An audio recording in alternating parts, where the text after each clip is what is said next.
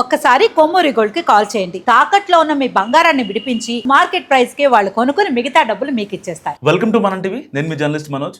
AP deputy CM Janasena అధ్యక్షుడు పవన్ కళ్యాణ్ సతీమణి అన్నా లెజినోవా మరోసారి తన భక్తిని చాటుకున్నారు. ఇటీవల పవన్ కళ్యాణ్ భుజానికి విజయవంతంగా ఆపరేషన్ జరగడంతో ఆయన త్వరగా పూర్తిగా కోలుకోవాలని కోరుకుంటూ అలిపిరి నడక మార్గం ద్వారా కాలినడకన తిరుమల శ్రీవారిని దర్శించుకున్నారు.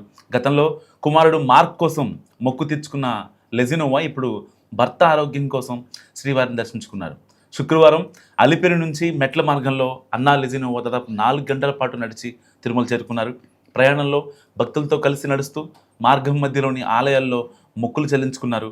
తిరుమల చేరుకున్న ఆమెకు తిరుమల తిరుపతి దేవస్థానం అధికారులు ఆలయ మర్యాదలతో స్వాగతం పలికి ప్రత్యేక దర్శన ఏర్పాట్లు చేశారు.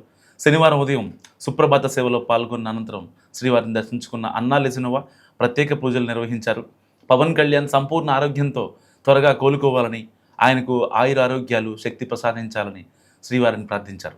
దర్శనం అనంతరం రంగనాయకుల మండపంలో వేద పండితులు ఆమెకు వేదాశీర్వాదనం అందించగా టీటీడీ అధికారులు స్వామివారి తీర్థ ప్రసాదాలు శేష వస్త్రాలతో సత్కరించారు.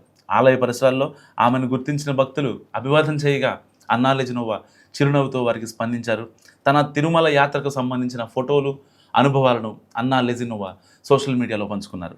అలిపిరి నుంచి కాలినడకన కొండెక్కడం ఎంతో ఆధ్యాత్మిక అనుభూతిని కలిగించిందని, ప్రయాణం కొంత శ్రమతో కూడుకున్నప్పటికీ మనసుకు అపారమైన ప్రశాంతతను వచ్చిందని ఆమె చెప్పారు. ఇటీవల పవన్ కళ్యాణ్ కుడి భుజానికి బాంబేలోని ధీరుభాయ్ అంబానీ ఆసుపత్రిలో ఆపరేషన్ జరిగింది.